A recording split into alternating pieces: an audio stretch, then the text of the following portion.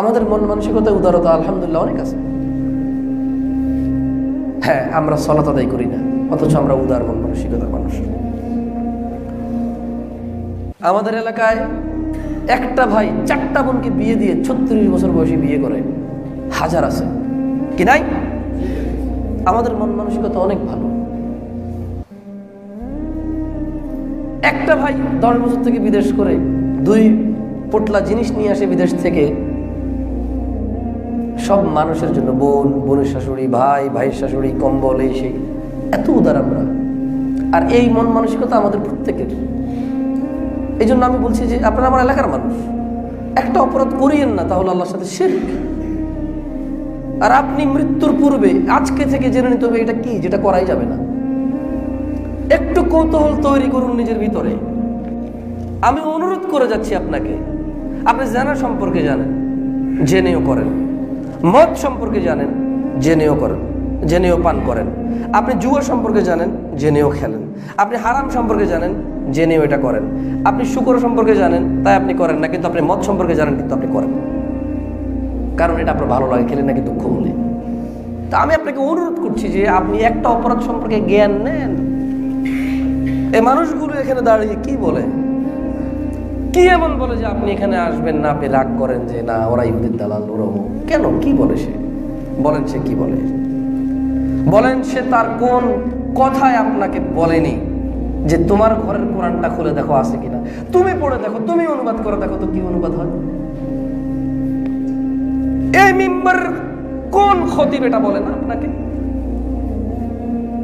যে তোমার লাইব্রেরিতে যাও, তোমার পছন্দ মতো হুজুর অনুবাদ নাও, তোমার পছন্দ মতো পাবলিকেশনস নাও, প্রেস থেকে পাবলিশড হওয়া বুক কেনো, বুখারিটা নাও, তোমার যখন ইচ্ছা তখন তুমি ওই অধ্যায়টা খোলো, যখন তোমার ইচ্ছা তুমি অমুক হাদিসটা পড়ো।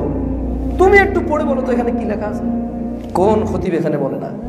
আপনি কোন কোথায় রাগ করেন? ও তো আপনাকে শিরিক করতে না করে, ও তো আপনাকে বাজে কথা বলে না,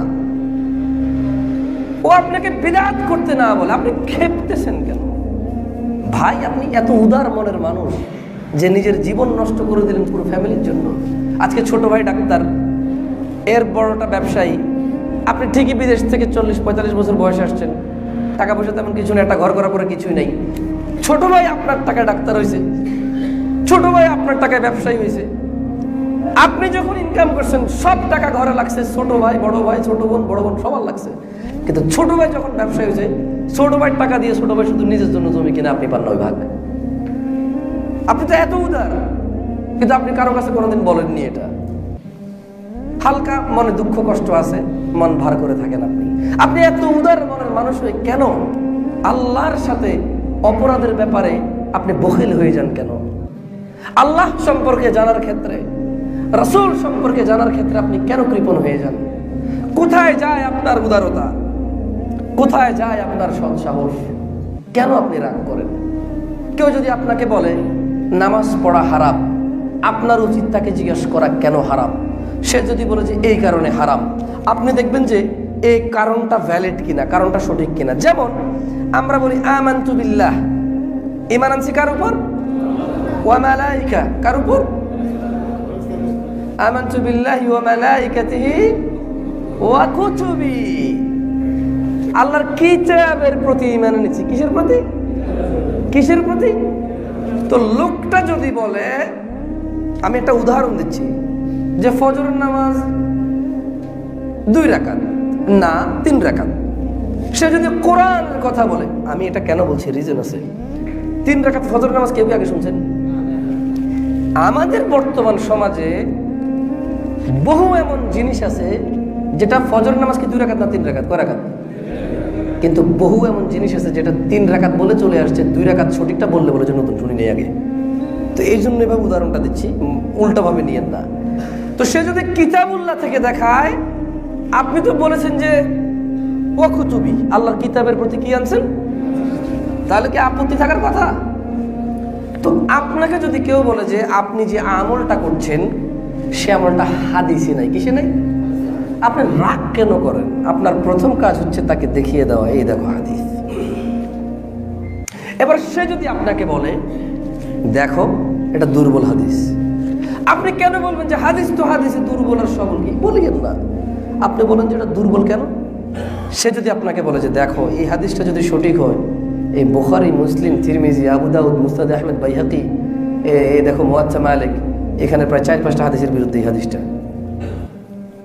মনে রাখবেন প্রত্যেকটা জাল হাদিস, প্রত্যেকটা দুর্বল হাদিস সঠিক হাদিসের বিরুদ্ধে চলে যায়। আমি আপনাকে বলে গেলাম, যেমন শবে বরাত নিয়ে কেউ কি মাইন্ড করবেন? রাগ করিয়ে না, এলাকার হোলায় কি দড়ি দুগা লাগাই দিন যাই খালি বেললি না, সত্যি অন্তরের ভালোবাসা থেকে কথাগুলো বলতেছি।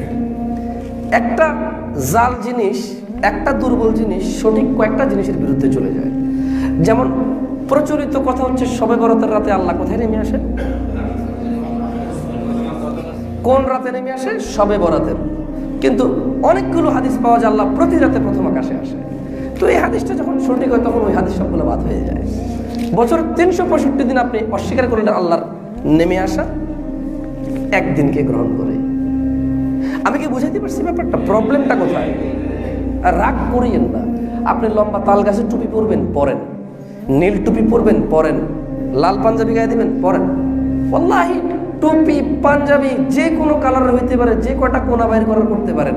কিন্তু প্রবলেম হচ্ছে যখন আপনি ওটার মধ্যে নির্দিষ্ট করবেন যে এটাতে স্পেশাল নেকি আছে, তখন যে প্রবলেম।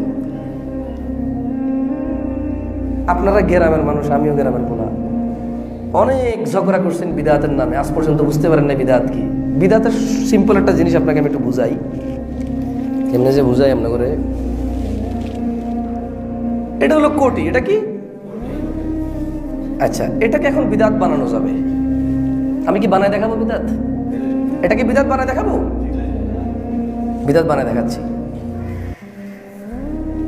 ভিতরের অংশ কালো, উপরের অংশ অ্যাশ কালারের, এভাবে হাতা কাটিয়া 5-5টা বুতাম লাগাইয়া যদি কেউ কোটি বানাইয়া পরে তার 10 নেকি হয়। এবার এটা বিদাত। এবার এটা কি? রাগ করিয়েন না। যদি কেউ বলে এভাবে হাতা কাটিয়া অ্যাশ কালারের র্যাক র্যাক দাগ দিয়া, কালো কালারের ব্যাক সাইড দিয়া 5টা সুন্দর বুতাম দিয়া যদি একটা কোটি বানাইয়া পড়েন, আপনাকে দেখতে সেই রকম লাগবে, সেই রকম আরাম। কোনো বিদাত নেই, কোনো কি নাই। যখনই বলবো নেকি, যখনই কি বলবো তখন কি হয়ে গেছে? আচ্ছা, এবার আসেন এই ফ্যানকে বিদাত বানাচ্ছি আমি। এই ফ্যানকে কি বানাবো? ইনশাআল্লাহ ফ্যানকে এখন বিদাত বানিয়ে ছেড়ে দেবো। আপনারা তো মনে করেন সব তোমরা বিদাত বিদাত করো, যে সব বিদাত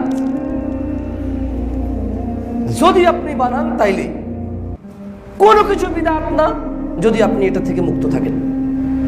আচ্ছা, ফ্যানকে কিভাবে বিদাত বানানো যায়? আমি একজনকে কিন্তু প্রশ্ন করবো, পরে একজনে কিন্তু আমাকে একটা বিদাত বানায় দেখাইতে হবে, ঠিক আছে ইনশাআল্লাহ। যাই হোক, যদি কেউ বলে ঠিক ইমাম সাহেবের মাথার উপর থেকে 3 হাত দূরে একখান সিলিং ফ্যান লাগাইয়া প্রতিদিন রোজ সকালবেলা ইহাকে 2 মিনিট চালু করিয়া বন্ধ করিয়া ঠিক জোহরের সময় যদি আবার চালু করিয়া দেয়, তার 2 বছরের গুনাহ মাফ হইয়া যাবে। এটা বিদআত। এটা কি? কারণ নেকি চলে আসছে। কি চলে আসছে? এই নেকির কথা কে বলে নাই? কে বলে নাই? এই পদ্ধতির কথা কে বলে নাই? এখানে যে প্রবলেম। যদি কেউ বলে ঠিক ইমামের মাথার উপর দিয়া 90 ডিগ্রি অ্যাঙ্গেলে একখান ফ্যান লাগাইয়া ইমাম সাহেব আসিবার 2 মিনিট পূর্বে লাগাইয়া দাও, ইনশাআল্লাহ ইমাম সাহেবের মিম্বার ঠান্ডা শীতল হইয়া থাকিবে, উনি আরাম পাইবে। এটা বিদআত না? এটা কি না? এটা নেকি। কেন? যিনি ফ্যান লাগাইছে ইমাম সাহেব সালাত আদায় করাচ্ছে, গরমের দিন উনি ঠান্ডা শীতল হয়ে আরামসে মনোযোগ দিয়ে নামাজ পড়তেছে, ওনার নামাজে মনোযোগ আছে। আর এই ফ্যানে এর ভূমিকা আছে। এই ফ্যানে কি আছে? ইনশাআল্লাহ ফ্যান যিনি দান করছে ওনার নেকি হবে, ওনার কি হবে। কিন্তু সিস্টেম করে দিয়ে যদি এটাকে নেকি বানানো যায়, এটা কি হয়? এবারে আসেন আপনার হাতকে বিদআত বানাচ্ছি। আপনার কি কি বিদআত বানাবো? আচ্ছা, যখন আপনি বলবেন ডান হাতকে ঠিক দুপুরবেলা এভাবে হাত উপরে উঠাইয়া নিচে নামাইয়া, উপরে উঠাইয়া নিচে নামাইয়া 3 বার আস্তাগফিরুল্লাহ, 3 বার সুবহানাল্লাহ, 3 বার আল্লাহু আকবার, লা ইলাহা ইল্লাল্লাহ 10 বার। এরপর ডান দিকে এভাবে হাত, বাম দিকে এভাবে হাত দিয়া যদি সোজা উপরের দিকে তাকাইয়া আশহাদু আল্লা ইলাহা ইল্লাল্লাহ ওয়া আশহাদু আন্না মুহাম্মাদান আবদুহু ওয়া রাসূলুহু পড়া যায়, তার 30 বছরের গুনাহ মাফ। এটা বিদআত। এটা কি? অথচ ওযু করে আশহাদু আল্লা ইলাহা ইল্লাল্লাহ ওয়া আশহাদু আন্না পড়লে আল্লাহ জান্নাতের কয়টা দরজা খোলে? এটা হাদিস। এটা কি? আর দেখেন, আস্তাগফিরুল্লাহ পড়ছে, সুবহানাল্লাহ পড়ছে, আলহামদুলিল্লাহ পড়ছে, লা ইলাহা ইল্লাল্লাহ পড়ছে, পৃথিবীর সর্বোত্তম জিকির লা ইলাহা ইল্লাল্লাহ ওটাও পড়ছে, কিন্তু শুধু ওই যে বলছে ডান হাত কি এমনি দিয়া ঠিক দুপুরবেলা উপরের দিকে তাকাইয়া, এই পদ্ধতি দিয়ে যখন এইভাবে গণনা করে নিয়ে আসলো, এটা কি হলো?